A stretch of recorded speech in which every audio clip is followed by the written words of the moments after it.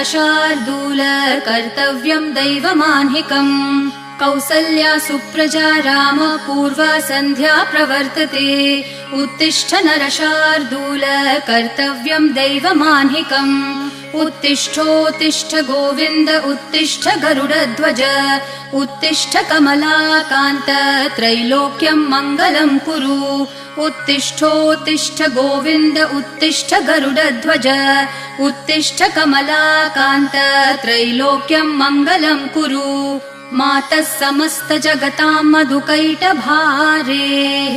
वक्षो विहारिणि मनोहर दिव्यमूर्ते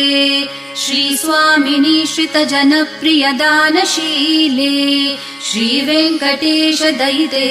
तव सुप्रभातम् मातः समस्त जगतां मधुकैटभारेः वक्षो विहारिणि मनोहर दिव्य